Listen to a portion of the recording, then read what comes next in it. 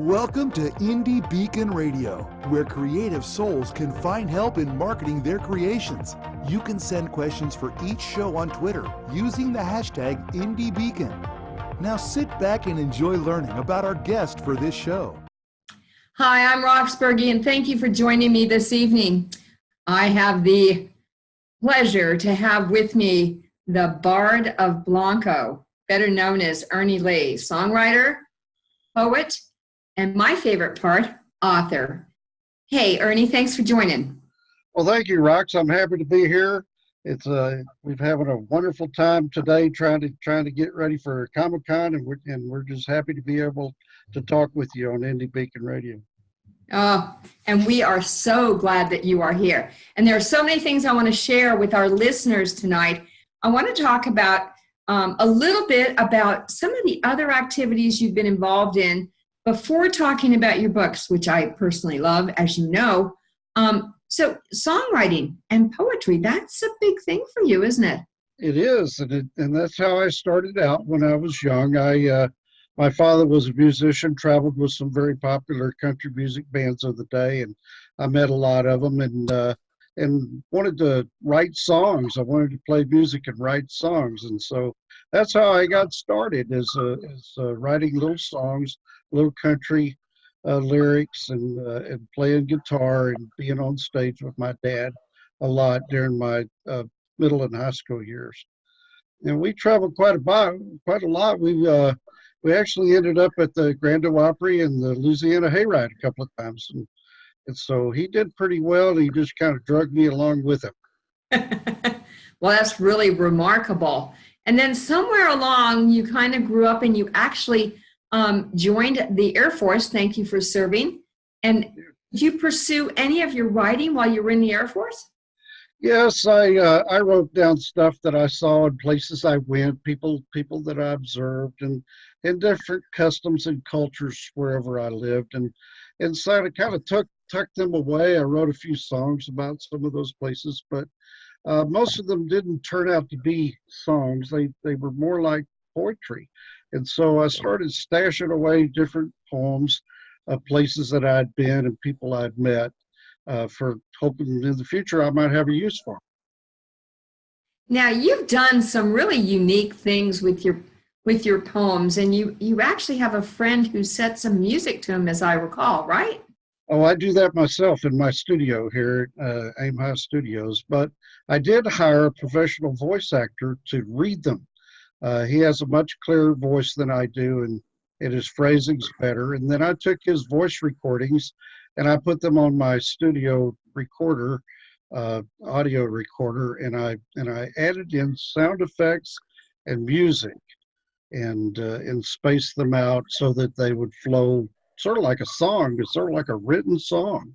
Mm-hmm. So it's pretty much the same process, and I really enjoyed doing it, and it turned out really well.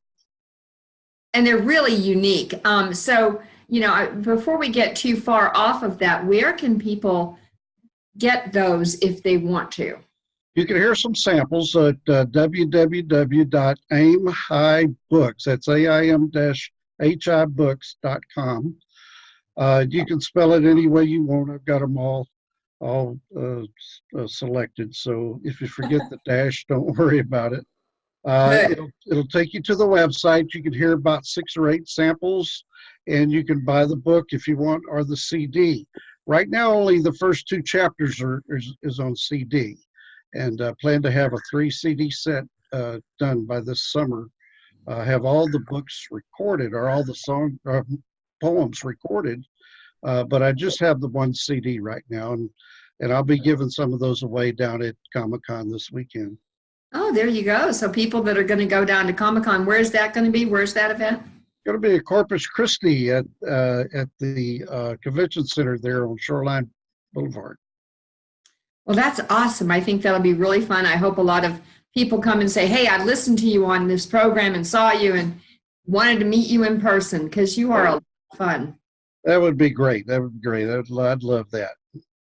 And you're very, very busy. So, I've known you for several years, and I actually like reading you. So we're going to talk about the books. Is that okay?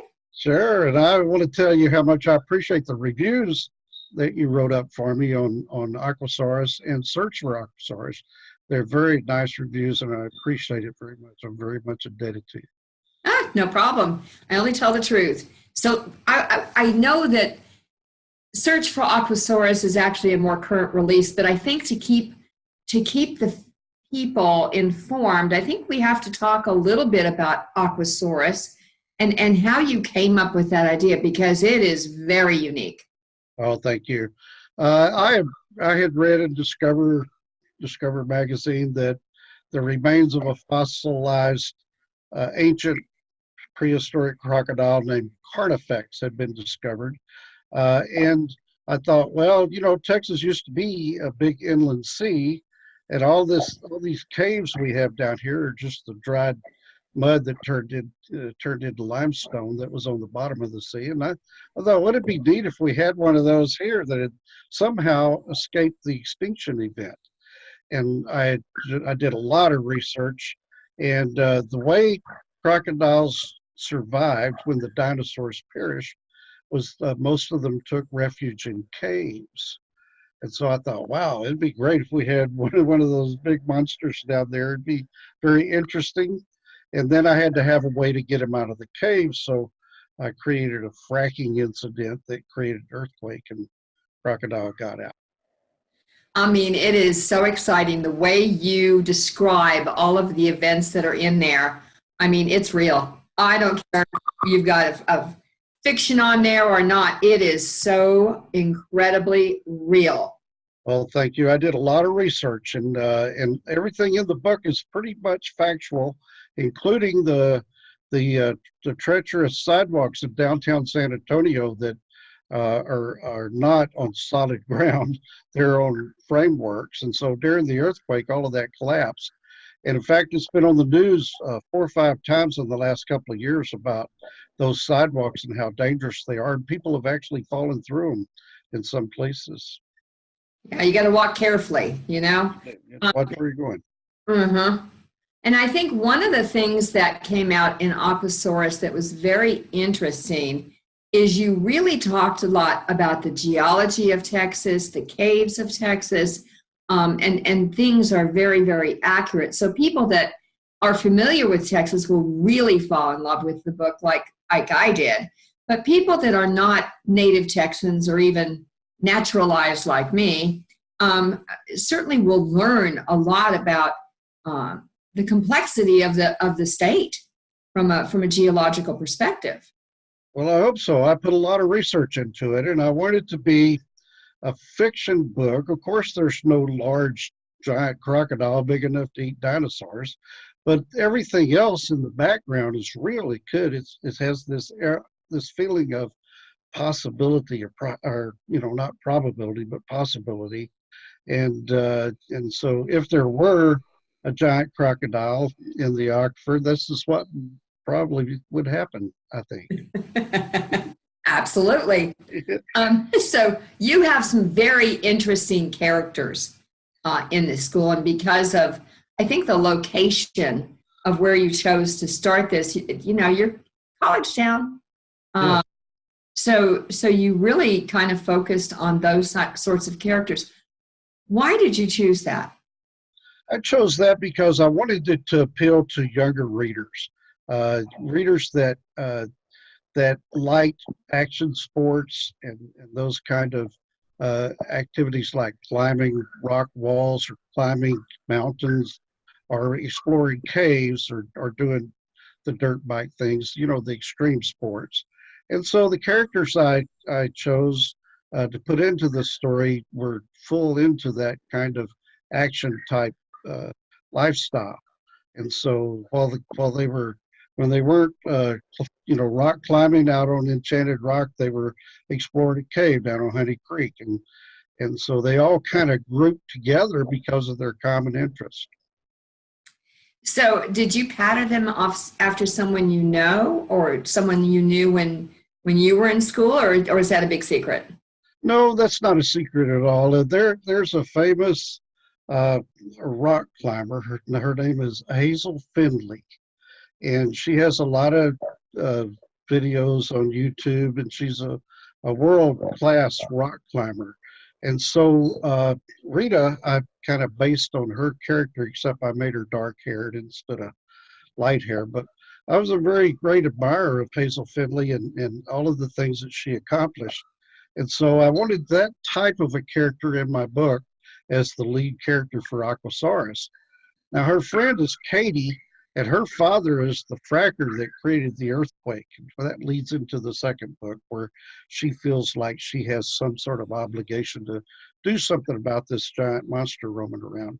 So together, those two girls are the main characters in both books. There you go.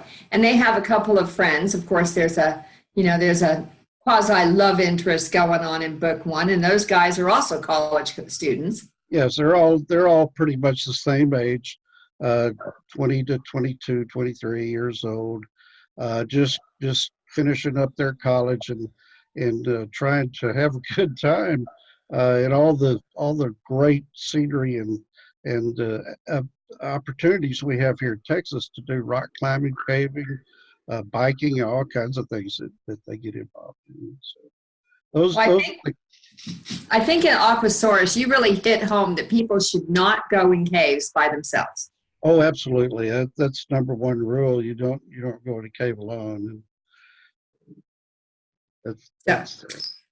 So we're getting close to a point where we need to make a pause and hear from our sponsors. But when I come back, I really want to focus on the search for Aquasaurus because that's the newer release. Can you stick around? I can. What started as a love letter to her son has become an international love letter for all parents to their children. Now you can read acclaimed author Shanna Lee Charbonneau's story to your children. When her son was very sick, she calmed him by singing her own song to him. She turned that song into the book, My Mama Loves Me, I'm Her Little Boy. She wrote 3 more magical books for all parents and kids 6 and under. Available at Indie Lecter, Amazon, and all local and national outlets.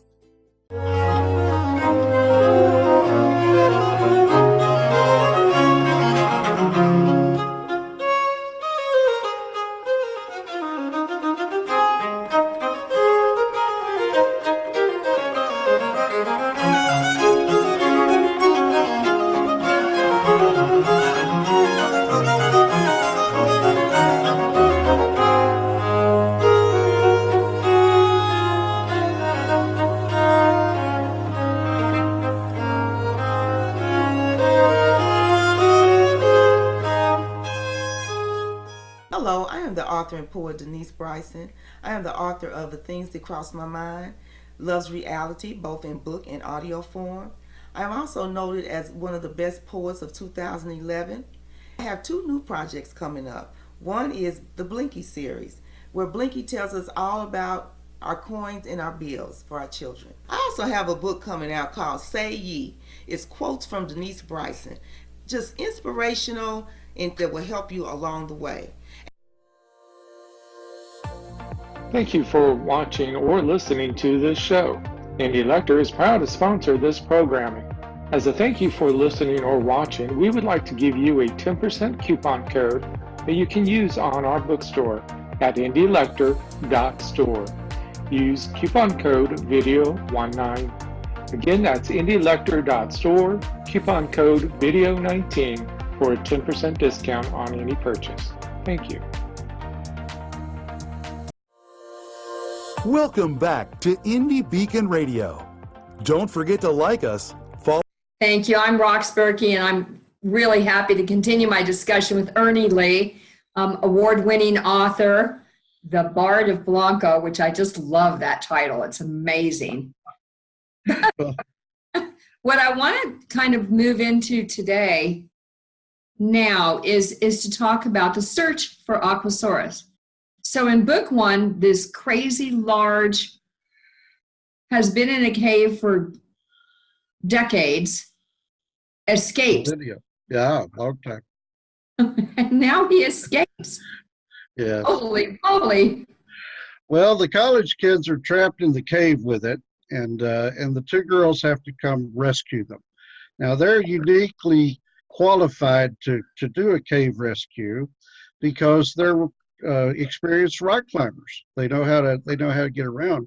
The only problem is they're afraid of the dark, or at least Rita, the main heroine, is.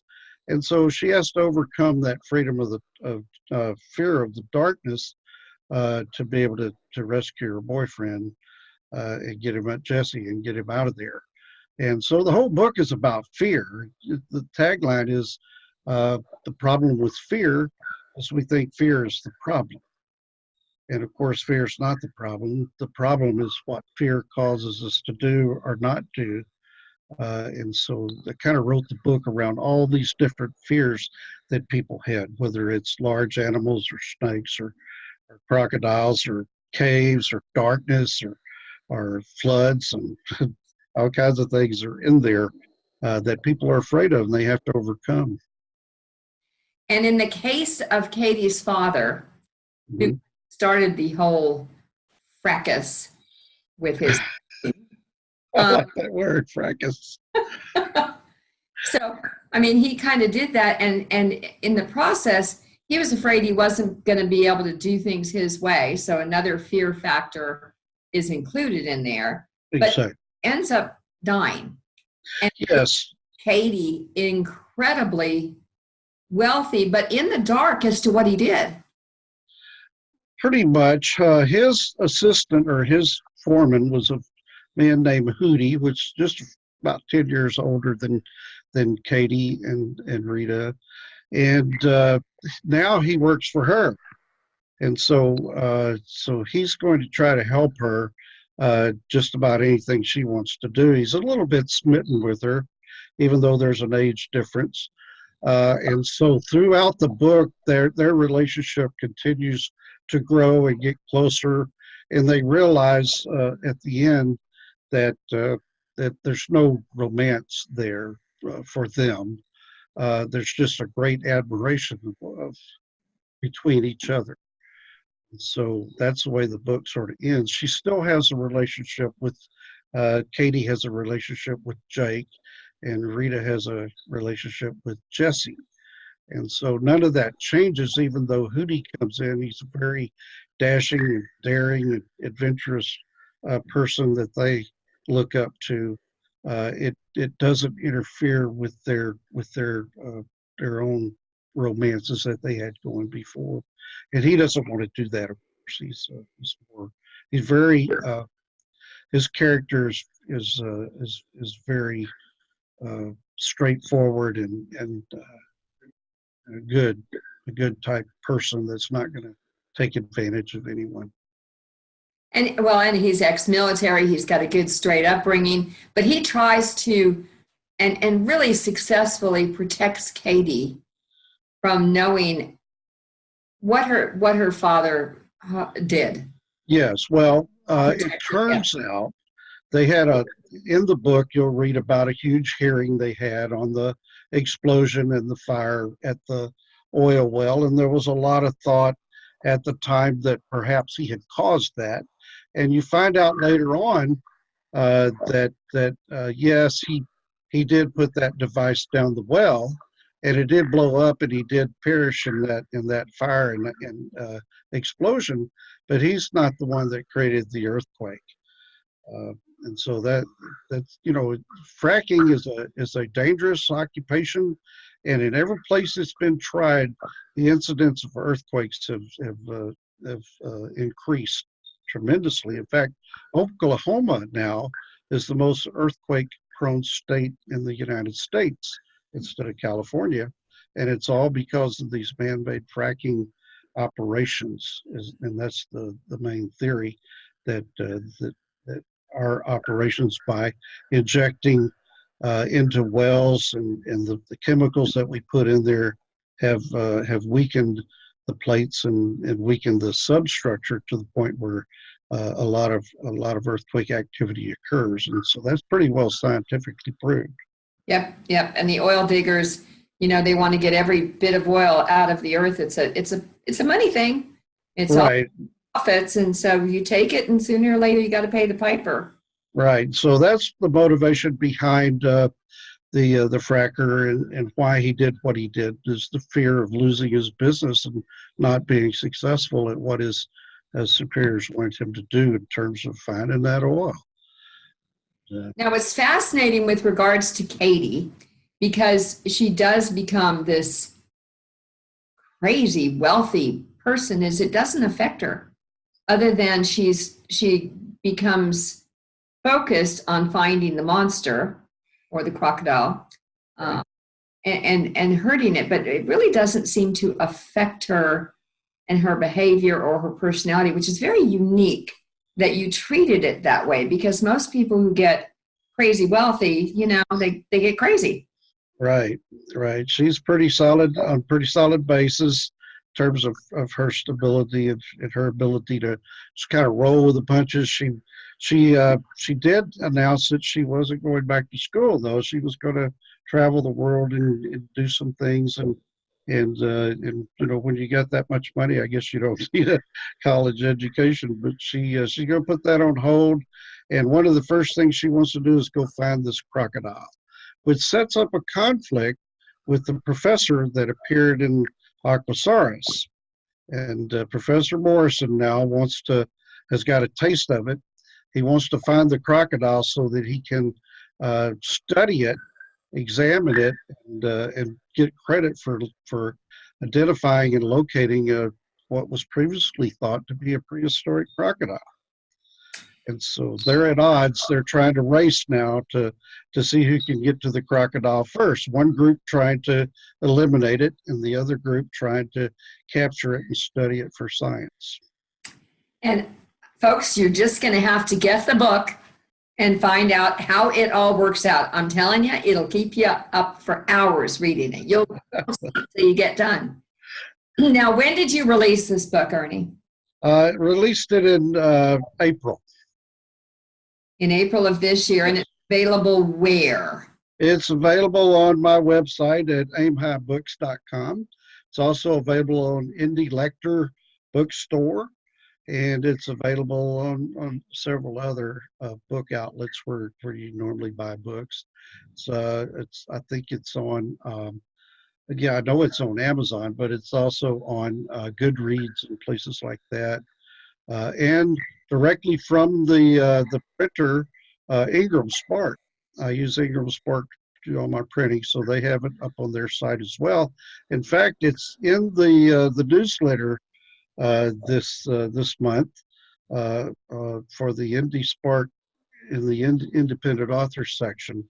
They did a real nice write-up on it and have it out there in the newsletter. Awesome. And how can folks sign up for your newsletter?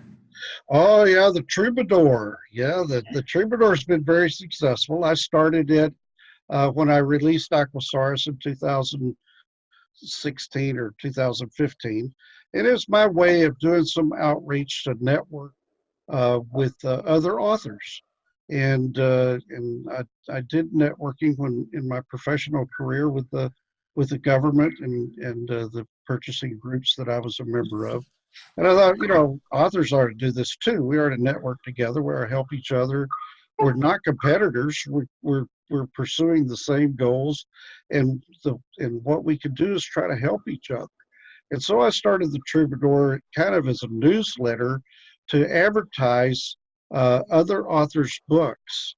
And I run their cover. I run a profile on them. I tell people where they can get the book, and I do a little synopsis, and then they in turn will write me a little article about writing. I have a musician from Nashville, a songwriter that lives in Nashville. He's very well known, has written quite a few songs. I have a poet laureate from Dripping Springs. I have a children's writer from Florida. And so people from all over are sending me articles to put into this newsletter. In fact, even entered one of your blogs from your blog, the Rox Burkey blog. I don't know, what do you call it again? Yeah, it's roxburkey.com. But we're going to take a small break here, Ernie. We're going to hear from our sponsors. And when we come back, we'll hear a little bit more about your newsletter and go on to where you're going to be in the next few months. Okay, great. Hi, Brakefield and Burkey here. award-winning authors for the Techno Thrillers books, the Enigma book series. Technology, today's weapon of choice, the cyber good guys versus the cyber bad guys.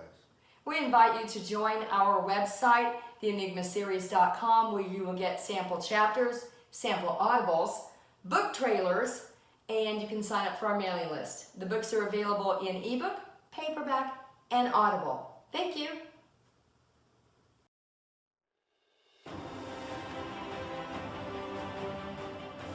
National Authors Day is November 2nd, 2019 in Houston, Texas. Join us at Discovery Green as we celebrate being a published author and remind the world of the great books that writers constantly create for your enjoyment. You can register at authors.dearindy.org.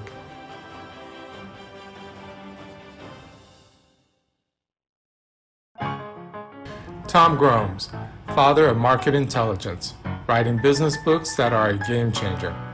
International author of nonfiction, has written the first and only books on the collapse of Russia and the first and only book on market intelligence.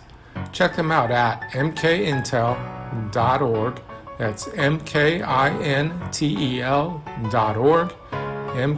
mkintel.org.